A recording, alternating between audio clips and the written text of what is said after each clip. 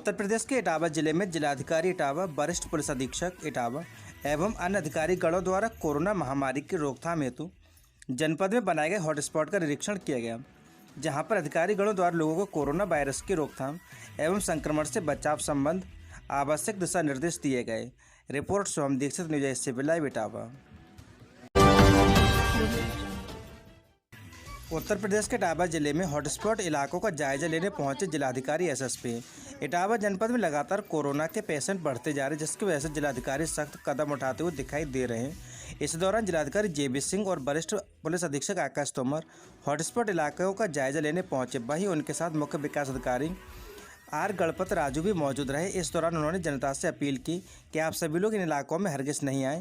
वहीं ऐसी बीमारी से बचने के लिए आप सभी लोग सोशल डिस्टेंसिंग का पालन करें। अगर आप घर से बाहर निकलते तो मास्क लगाएं, भीड़भाड़ वाले इलाके में जाने से बचें। रिपोर्ट सोम दीक्षित, न्यूज 8 लाइव इटावा।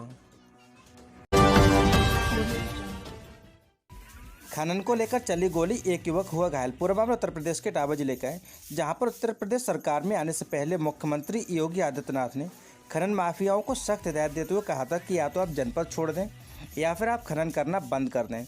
जिसके बाद कुछ समय तक तो खनन माफियाओं पर लगाम लगी रही थी, लेकिन फिर खनन माफिया हावी होते हुए दिखाई दिए।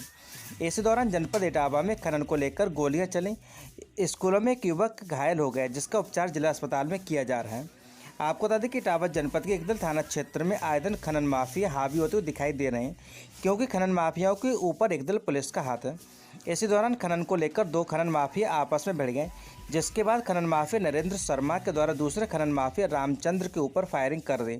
इस दौरान रामचंद्र गंभीर रूप से घायल हो गया, जिसे आनन फानन में जिला अस्पताल में भर्ती कराया गया। इस मामले को लेकर अपर पुलिस अधीक्षक ग्रामीण ने मीडिया कर्मियों को जानकारी देते हुए बताया कि इस घटना पर पुलिस लगातार आरोपी की तलाश कर रही। जैसे आरोपी को पकड़ा जाएगा, उसके खिलाफ कड़ी से कड़ी कार्रवाई की जाएगी। रिपोर्ट सोम दीक्षित, न्यूज 8 लाइव इटावा। रामचंद्र, ये गोली लगी है, क्या मामला है पूरा? जी सर, ये खनन करते हैं, सो मैंने इनको रोका। कौन? मोहन शर्मा और नरेंद्र शर्मा। सो मैंने इनको रोका था। इनने सर ये विवादित थे, इनके मतलब इनके मेरे पैसे थे। मैंने इन पे पैसे मांगे, ये अकड़ने लगे। पेट्रोल पंप की बात है सर, मैं डीजल लेके आ रहा था, इनने गाली आली दी। पेट्रोल पंप पे हाथ भी उठाया मेरे भाई पे और मुझ पे भी। डॉक्टर साहब, क्या नाम है आपका और ये जो चितवन क्षेत्र में गोलीकांड हुआ है, क्या पूरा मामला? मेरा डॉक्टर परितोष शुक्ला है। मैं यहाँ पे आकस्मिक चिकित्सा अधिकारी के पद पे अभी कार्य कर रहा हूँ।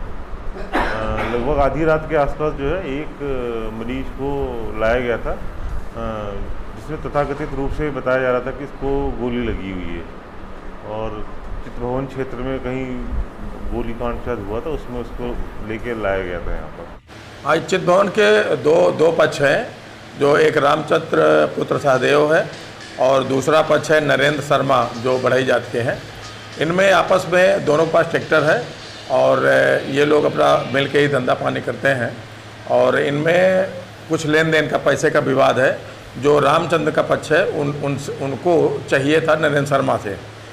9:45 बजे दिन में बर्थना पेट्रोल पंप बर्थना रोड में है कोई, वहाँ पे इनका विवाद हुआ था और 10:30 बजे फिर वो बर्थना की तरफ से ही कोई पुलिया के पास से रास्ता जाता है, वहाँ की घटना बताई जाती है कि उनको गोली मारी गई है। वो लड़का जिसको गोली लगी है हाथ में, उसको लेके वो गया हुआ है अस्पताल। उत्तर प्रदेश के इटावा जिले में नहीं रुक रहे प्राइवेट अस्पतालों के काले कारनामे। आपको बता दें कि शनिवार को लक्ष्मण वाटिका के पास स्थित एक क्लिनिक में गलत ऑपरेशन से एक युवक की हुई मौत। परिजनों ने बताया कि आरोपी डॉक्टर ने किया था ऑपरेशन। सीएमओ ने बताया कि जिला अस्पताल में इमरजेंसी मेडिकल ऑफिसर के पद पर तैनात 1 महीने के अंदर प्राइवेट अस्पतालों में इलाज के दौरान 3 लोगों की मौत। सीएमओ ने क्लिनिक को पूर्ण रूप से बताया अवैध।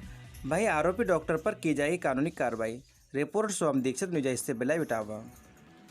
ये माँ शारदा नाम से हॉस्पिटल है, एक साकिया डॉक्टर का नाम है और ये डॉक्टर है जो सरकारी हॉस्पिटल मोती झील में सर्जन डॉक्टर बताया गया है, ऐसी जानकारी मिली मुझे। और ये क्लिनिक खोले हैं। कुछ लोग ऐसे हैं इसके जो बेला फुसला के मरीजों को ले जाते हैं और वहाँ ये मरीज गड़बड़ हो जाते हैं। और ये मेरा भांजा था और ये 24 घंटे के अंदर ख़त्म हो गया।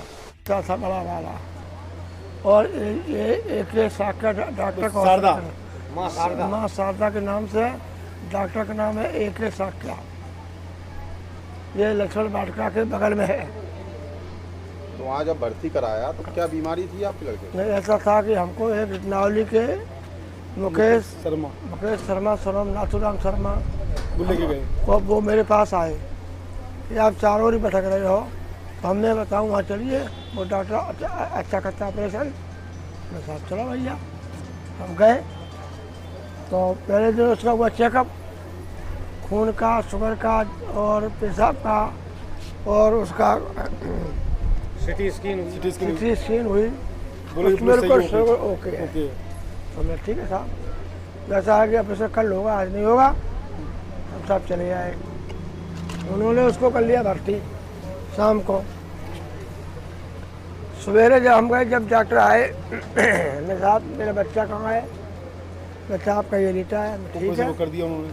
तो उन्होंने अंदर बच्चा कर लिया, मेरे को बैठा दिया बाहर, मेरा छोटा बच्चा, मैं बाहर बैठा रहा।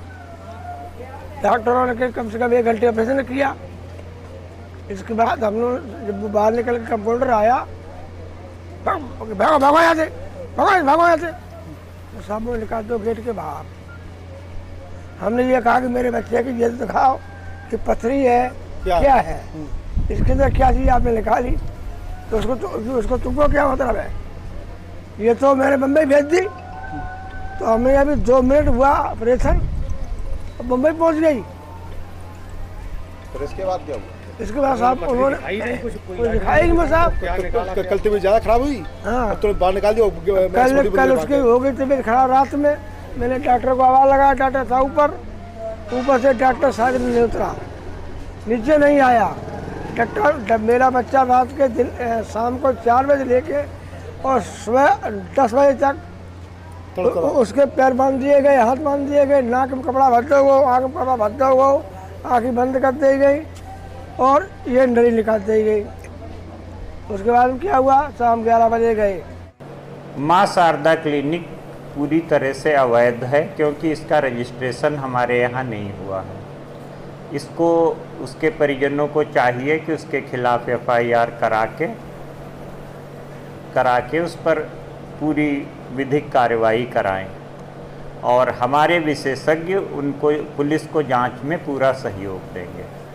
आपके ही डिपार्टमेंट के AK साक्या किस पोस्ट पे हैं आपके यहाँ, और वो किस तरीके से वहाँ प्रैक्टिस कर रहे थे, किस तरीके से हॉस्पिटल खोला हुआ?